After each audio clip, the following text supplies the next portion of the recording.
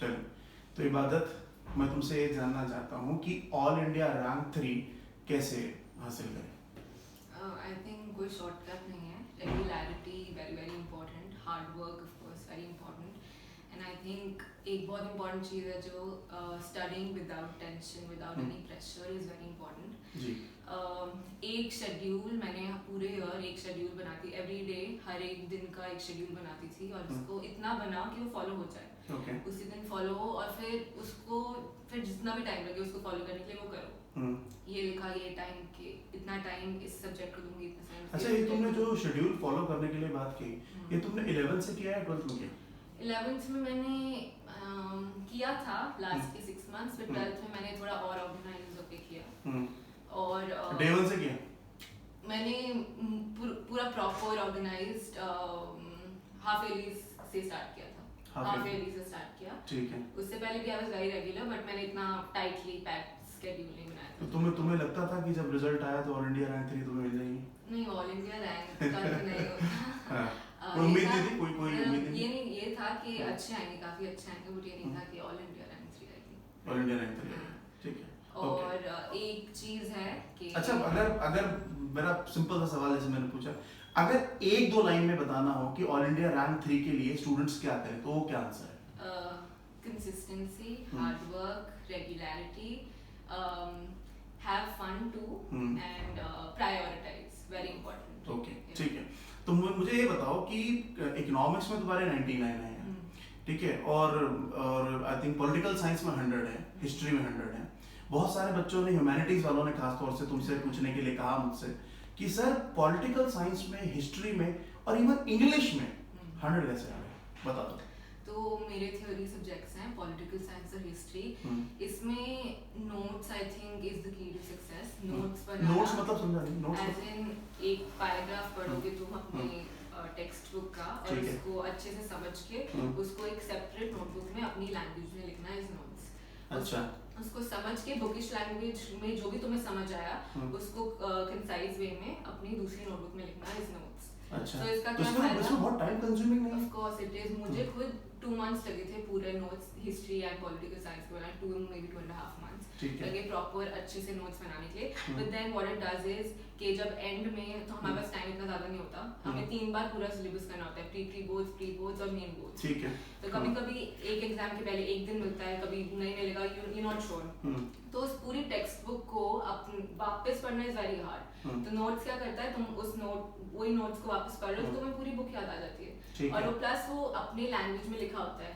What notes does is, पहले तुमने वो पढ़ा अच्छे से पूरा चैप्टर, उसको तुमने समझा और उसको तुमने अपने लैंग्वेज में लिखा, तो वो अपने माइंड में एच हो जाता है अच्छे.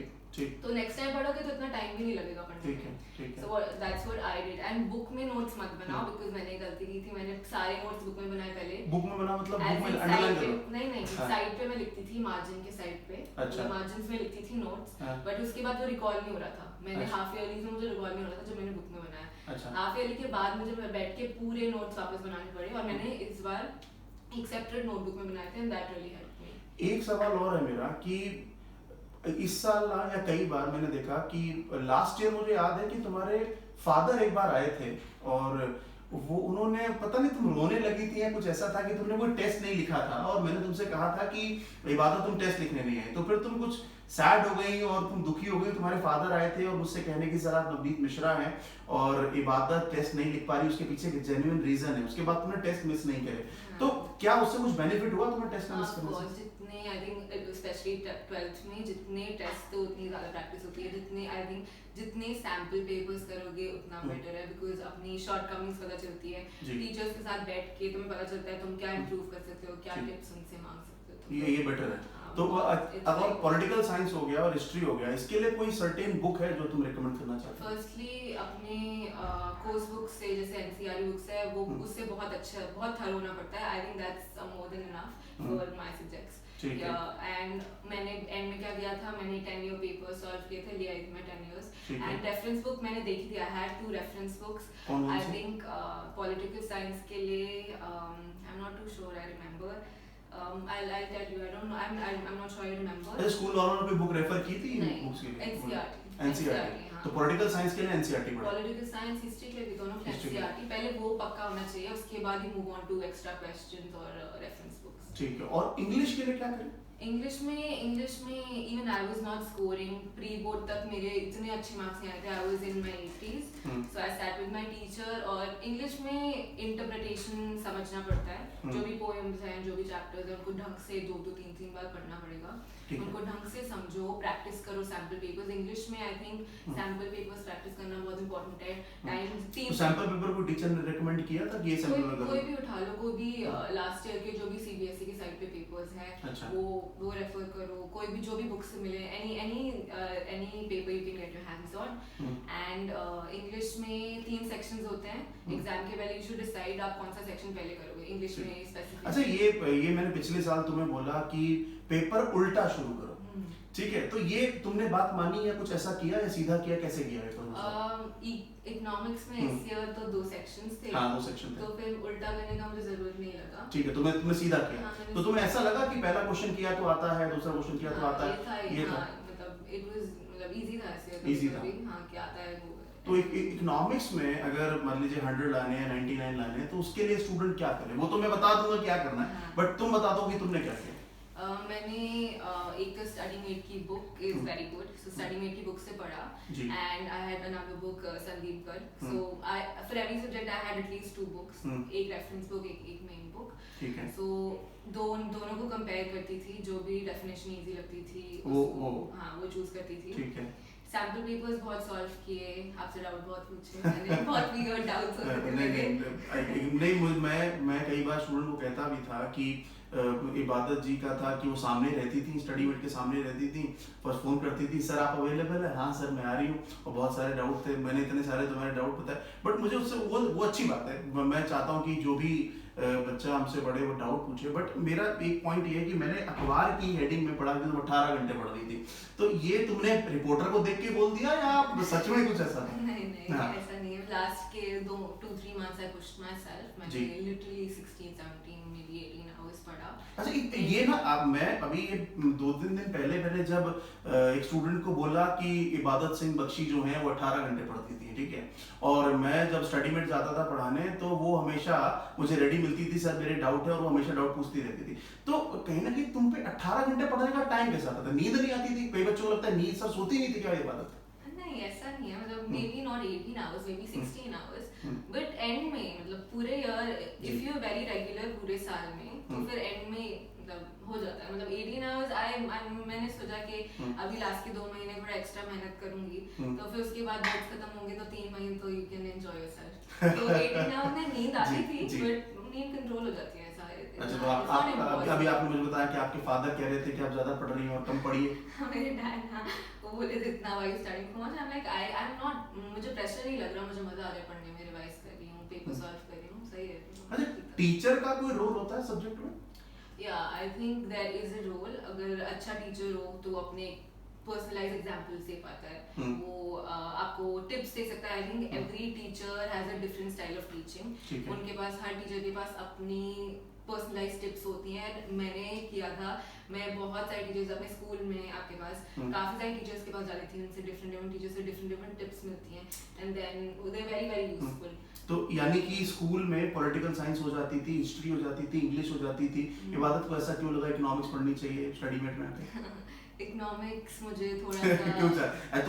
तुम 11th में आई थी यहाँ पर, कौन महीना याद है कुछ? मतलब हाफ ईयरलीज के बाद। हाफ ईयरलीज के बाद है, तो हाफ ईयरली के बाद तुम्हें ऐसा क्यों लगा 11th में इकोनॉमिक्स पढ़नी चाहिए? 11th के फर्स्ट टर्म में मैंने थोड़ा लाइटली लिया था। लाइटली लिया था? अच्छा, पढ़ने का मन नहीं करता था? नहीं पढ़ती थी, बट इतना मतलब इन डेप्थ नहीं गई, इतना ढंग से नहीं पढ़ा। तो लाइटली तुम 11th में ले रही थी और 12th में ऑल इंडिया रैंकिंग आ गई, भैया ऐसा क्या ट्रांसफॉर्मेशन हो गया? 6 months मैंने लाइटली लिया, उसके बाद आई बिकेम वेरी सीरियस कि नहीं मतलब इंपॉर्टेंट क्लास है।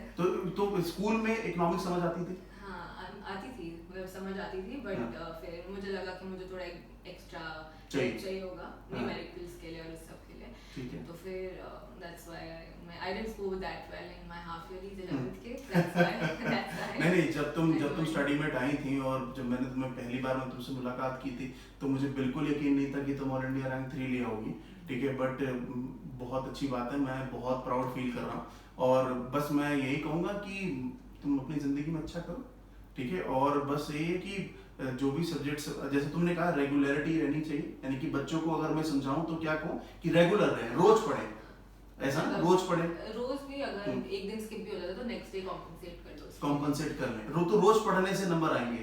रेगुलर रहो, एवरीडे 5 आवर्स। अच्छा, कुछ बच्चे कहते हैं कि सर पूरा साल पढ़ने की जरूरत नहीं, दिसंबर में उठा के किताब पढ़ लेंगे और जनवरी पढ़ लेंगे, उनके बारे में तुम्हारी क्या राय है, वो कहाँ पहुंचेंगे जिंदगी में? मतलब अगर दिसंबर में पढ़ना शुरू करोगे तो मकअप कर लोगे, मे बी आ जाएंगे थोड़े ठीक ठाक आएंगे, इतने अच्छे नहीं आएंगे, आई एम श्योर इतने अच्छे नहीं आएंगे, कॉन्सेप्ट्स याद नहीं रहेंगे, आगे जाके जैसे बोर्ड्स खत्म होंगे भूल जाओगे। अच्छा, जब 3 घंटे का पेपर लिखते हैं, ठीक है, बोर्ड में, तो दिमाग में क्या रहता है, प्रेशर रहता है कुछ, मतलब कि नंबर लाने हैं और सेंट स्टीफंस में एडमिशन लेना है जिसकी तुम तैयारी कर रही हो? नहीं, मतलब फर्स्ट पेपर थोड़ा हमारे लिए न्यू था बिकॉज हमने कभी बोर्ड्स दिए नहीं है, तो फर्स्ट में थोड़ा डरा हुआ था हम लोग इंग्लिश में, बट उसके बाद इट्स जस्ट लाइक नहीं, ऐसा कोई प्रेशर के बिना, आई थिंक प्रेशर के बिना, पैनिक होने के बिना पेपर दोगे तो ज्यादा इजी होगा। Utilize your time well, 15 minutes जो मिलते हैं उसको ढंग से पढ़ के आराम से। अच्छा, तो जब पेपर मिलता है 10 बजे पेपर मिलता है, हाँ, 10:15 तक पेपर आप पढ़ सकते हैं, या 10:15 पे 10:15 को मिलता है, ठीक है, 10:30 तक हम पढ़ते हैं, तो उसमें उसको ठीक से पढ़ा तुमने? हाँ, अच्छे से बहुत, इंग्लिश स्पेशली 15 मिनट्स में वो पूरा तुम reading passages you have to complete that, because वो 15 मिनट्स में मेरा पेपर एक्चुअली इतना जल्दी कभी खत्म नहीं हुआ इंग्लिश का, जितना कभी भी प्री बोर्ड में भी इतना जल्दी पेपर खत्म नहीं हुआ था जितना प्री बोर्ड में खत्म, जितना मेन बोर्ड्स में खत्म हुआ, because I utilize those 15 minutes very very well. ठीक है, तो इंग्लिश में कितने सेक्शन है, मतलब? इंग्लिश में 3 सेक्शंस होते हैं, अच्छा। तो वो आप सबका डिफर करता है कि किसको कौन सा सेक्शन पहले कंफर्टेबल लगता है करना, तो वो आपको पता चल जाना चाहिए प्री बोर्ड तक, आई थिंक तब तक it's better if you get to know that, और उसके हिसाब से पेपर्स प्रैक्टिस करो। इस बार जब तुम 12th में पढ़ रही थी तो माइक्रो इकोनॉमिक्स था, और इस साल 11th में माइक्रो इकोनॉमिक्स चला गया, तो मैं चाहूंगा कि तुम माइक्रो इकोनॉमिक्स क्यों पढ़ना जरूरी है, क्लास 11th वाले बच्चों को इस साल माइक्रो इकोनॉमिक्स पढ़ना क्यों जरूरी है? इस ईयर क्लास 11th को हाँ, माइक्रो इकोनॉमिक्स और मैक्रो इकोनॉमिक्स काफी रिलेटेड है, अगर माइक्रो नहीं पढ़ोगे ढंग से तो मैक्रो थोड़ा मतलब दिक्कत होगा, समझ प्रॉब्लम होगा, समझ नहीं आएगी इतने ढंग से, तो and micro so interesting, I found micro very very interesting, and macro नहीं है, मतलब माइक्रो मुझे माइक्रो ज्यादा लगा, मैक्रो भी इंटरेस्टिंग है, बट मुझे कंपैरेटिवली माइक्रो ज्यादा अच्छा लगा, सो दोनों इंपॉर्टेंट है, दोनों इंपॉर्टेंट है। ठीक है, तो चलिए मैं यही कहूंगा कि भैया आप फ्यूचर में अच्छा करें, और मुझे पूरी उम्मीद है कि आप जिंदगी में जो चाहती हो बन जाए, ठीक है, तो बहुत बहुत शुक्रिया। एक चीज और, मैंने देखा है कि जब पेपर तुम लिखते हो और फिर जब तुम दे देते हो तो वापस लेने में बच्चे बहुत टाइम लगाते हैं, मतलब स्कूल में भी मैंने देखा है कि जब हमने हाफ ईयरलीज दिए, प्री बोर्ड्स दिए, तो बच्चों को पेपर वापस ही नहीं लेते थे, टीचर्स वेट करती रहती थी कि बेटा पेपर ले लो, बिकॉज स्कूल खत्म हो जाता ना तब तक, फर्स्ट प्री बोर्ड होता है, then you are at home, because तुम खुद पढ़ाई करते हो, generally you are at home या कभी स्कूल आ सकते हो फिर एग्जाम्स, तो बच्चे पेपर नहीं लेते थे, एज इन टीचर्स बोलते थे पेपर ले लो, बट दे लाइक हमारे मार्क्स कम आएंगे तो हमें पेपर नहीं चाहिए, एंड दे यूज्ड नहीं, मतलब पेपर चेक हो गया, टीचर्स दे रहे हैं, अच्छा डिस्ट्रीब्यूट कर रहे हैं, अच्छा ठीक है, ओके, बच्चे लेते नहीं है, I think that is detrimental, because हम जो भी मैं और मेरी फ्रेंड जिसने टॉप किया है उसने भी, सो हम we used to take our papers as soon as the teacher check them, और इसका एडवांटेज होता है बिकॉज तुम उन टीचर्स के साथ बैठ के चेक कर सकते हो, दैट इज वेरी इंपॉर्टेंट, जितना डिले करोगे, जितना डरोगे paper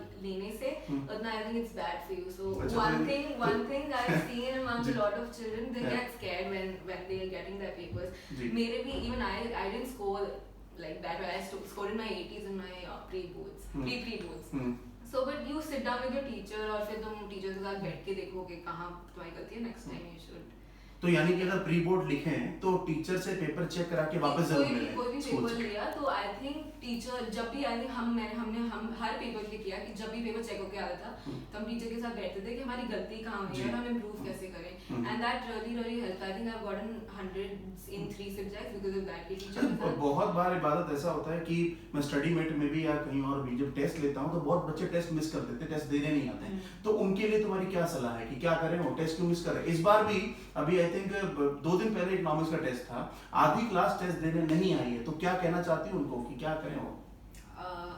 Like as I said before, tests are very very important, they like वो रियलिटी चेक हो जाता है तुम कितने पानी में हो वाला टाइम, और दे वेरी इंपॉर्टेंट, एंड अगर बहुत ही कोई जेन्युइन रीजन हो तब मिस कर दो, और मिस भी करके एटलीस्ट ये वापस आके दे सकते हो तुम, तो टेस्ट देना बहुत जरूरी है। वेरी इंपॉर्टेंट, जितने ज्यादा हो पाए उतने बेटर है। I my self very subject 4 और 5 सैंपल पेपर्स तो एटलीस्ट मैंने किए। अच्छा, कई बार ना ये देखा गया है कि जब स्कूल में हम पढ़ते हैं ना, तो स्कूल में जो टीचर पढ़ा रहे हैं तो स्टूडेंट स्कूल में सीरियसली नहीं, क्योंकि तुम्हें इकोनॉमिक्स के अलावा तुमने और कोई ट्यूशन नहीं ली है, तो स्कूल में पढ़ती थी तुम, तो बहुत सारे बच्चे ना स्कूल को वो ग्रांटेड ले लेते हैं कि यार स्कूल में कौन पढ़ता है, हम तो स्टडी मेट आते हैं या हम दूसरे कोचिंग सेंटर जाते हैं। तो क्या स्कूल में बिल्कुल नहीं पढ़ाई होती है या टीचर बिल्कुल नहीं पढ़ाता है स्कूल में? नहीं, ऐसा नहीं है। जैसे बिफोर हर टीचर का अपना स्टाइल होता है, हर टीचर के पास बहुत इंपॉर्टेंट टिप्स होती हैं। तो even if you don't like the teacher you have to study. मतलब सारे टीचर्स कुछ ना कुछ स्कूल में यू हैव टू यूटिलाइज, मतलब बहुत we are there for 10 hours, तो बहुत यूजलेस होता है ऐसे टाइम वेस्ट करना। तो we always get a break जिसमें तुम मजा कर सकते हो। तो I think it's very important कि स्कूल में भी ढंग से टीचर के साथ पढ़ के इनवाइट करो जो भी। अच्छा, तो इस बार कई सारे ऐसे बच्चे हैं जिनसे जो मैं स्कूल में पढ़ा रहा हूँ, तो वो ध्यान से नहीं पढ़ते हैं क्लास 12th में, तो उनको मैं बोलूँ कि इबादत ने बोला है कि स्कूल का टाइम यूटिलाइज करो, मेरी बात सुनो। आई मीन वो उस टाइम इतनी कोई इंपॉर्टेंट कन्वर्सेशन नहीं हो सकती कि तुम्हारे मेन सब्जेक्ट्स ज्यादा इंपॉर्टेंट होता है। आई थिंक यूटिलाइज करना अच्छा है उसको काफी। It's important if you want to get good marks. तो इसका मतलब है जो जितने सब्जेक्ट्स हैं जो जिसमें तुमने 100 लाए, 99 लाए, तो उसमें इसका मतलब स्कूल से पढ़ के ही आ जाते हैं, तो ये अच्छी बात है। तो स्कूल की टीचर की बात सुननी चाहिए, तो चलिए बहुत अच्छी बात है। तो और कोई चीज जो तुम्हें लगता है कि आने वाली जनरेशन को, फ्यूचर जनरेशन को तुम कहना चाहती हो बोर्ड के लिए? Don't pressurize yourself and have make time for you to have fun also. But I went out, I went for movies, I went for parties, I did everything. तो अभी आजकल क्या कर रही हो तुम घर पे? अभी तो मैं I'm preparing for my Stephens का interview and my entrance. But apart from that I'm swimming, I'm dancing and तो अभी ये बढ़िया से एंजॉय हो रहा है टाइम, तो ये टाइम मिल जाएगा, पहले पढ़ लीजिए। And then फिर तुम बोर हो जाते हो and actually अगर बोर्ड में अच्छे से पढ़ो तो फिर उसके बाद वो गिल्ट नहीं होगा कि तुमने बोर्ड में भी नहीं पढ़ा और अभी भी इतना फ्री टाइम है, तुम एंजॉय कर सकते हो। So I think it's good to utilize तो अभी काफी टाइम मिल जाएगा, पहले पढ़ लो, ज्यादा बेटर है, और टीचर की बात सुन लो और टेस्ट मिस ना करो है। और अगर टेस्ट दिया है तो कॉपी वापस लेके टीचर से रिमार्क ले लो, उनसे पूछ लो कि हमने गलती क्या की है। अगर वो टेस्ट वापस नहीं लेते तो उनका नुकसान होगा, ठीक है। इसका मतलब अगर देखा जाए तो सिंपल है कि रेगुलरिटी रखनी है, रोज पढ़ना है। अच्छा, जब मैं क्लास में पढ़ाता था तो जो टॉपिक मैंने तुम्हें पढ़ाया, क्या तुम ऐसा करती थी कि घर जाकर उसको रिवाइज करती थी या छोड़ देती थी कि सर अगली क्लास तक वेट कर लेता है? हाँ, आई मीन रिवाइज करती थी, मतलब मोस्टली कर लेती थी। अगर कभी नहीं भी होता था तो फिर I used to cover it up, मतलब आ जाता था समझ आ जाता था। तो अगर मान लीजिए बीच में क्लासेस अगर मिस हो गई तो उसके लिए फिर मतलब क्या करती थी तुम? जब जैसे मान लीजिए कोई टॉपिक मिस हो गया तो मतलब अलग से आके डाउट पूछना है, कैसे करना है? या स्कूल में भी ऐसा होता?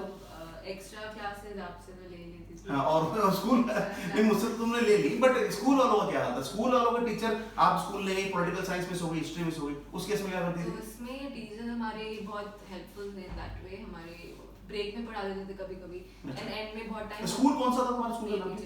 एपीजे नोएडा। अच्छा, तो वहां के टीचर्स बहुत अच्छे हैं। हाँ, मतलब हमारे we got a good set of teachers और एंड में भी हमारे पास 3-4 महीने होते हैं मैं स्कूल नहीं जाना होता, तो तब टीचर्स बुला देते कि आपकी कोई भी डाउट्स हो, कुछ भी हो तो समझ लो। तो वहाँ पे सब बढ़िया। तो इसका मतलब तुम्हें लगता है कि ऑल इंडिया रैंक 3 के पीछे टीचर्स का हाथ है? हाँ, पूरी तरीके से। ये बात तुमने अखबार में भी लिखी थी। नहीं, बहुत अच्छी बात है। जब मैंने पढ़ा था तो मुझे बहुत प्राउड हुआ कि तुमने मेंशन किया। तो बस अब मैं यही कहूँगा कि इबादत जी आप अच्छा करिए, मुझे आपको पढ़ा के बहुत अच्छा लगा और मैं चाहूँगा कि मेरी ज़िंदगी में बहुत सारी इबादत हो, ठीक है, ताकि जिनकी अब इस बार जब 99 आया या 100 आया, शिवांग का इस बार 100 आया, तो मुझे बिल्कुल एक अच्छा लगा क्योंकि शिवांग मेरा स्टूडेंट था।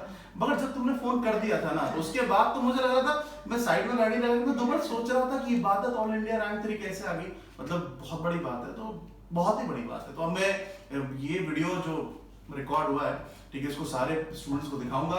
ये इबादत सिंह बख्शी है, ऑल इंडिया रैंक 3, ठीक है। मुझे बहुत गर्व है इन पे और ये आगे चल के भी और गर्व कराएंगे। और कुछ तुम आगे क्या बनना चाहती हो? तुमने बताया था बड़ा मुश्किल काम करने वाली हो तुम, आगे चल के क्या बनना चाहती हो? आईएएस क्लियर करना है, फिर ट्राई करूंगी कि आईएफएस मिल जाए, इंडियन फॉरेन सर्विस। हाँ, तो इंडियन फॉरेन सर्विस में क्या करोगी? तुम विदेश चली जाओगी? हाँ, वहाँ पे इंडिया को रिप्रेजेंट करते हो दूसरी कंट्री। हाँ, तो मतलब मैं तुम्हें टीवी पे देखूं, मतलब कभी इंडिया को रिप्रेजेंट करते हुए है, तो मैं टीवी की रिकॉर्डिंग रख लूंगा कहीं पे। मैंने कहा देखो इबादत सिंह बख्शी पहुंच गई है टीवी में, नहीं जो बहुत अच्छी बात है। तो all the best, thank you very much, thank you. तो बस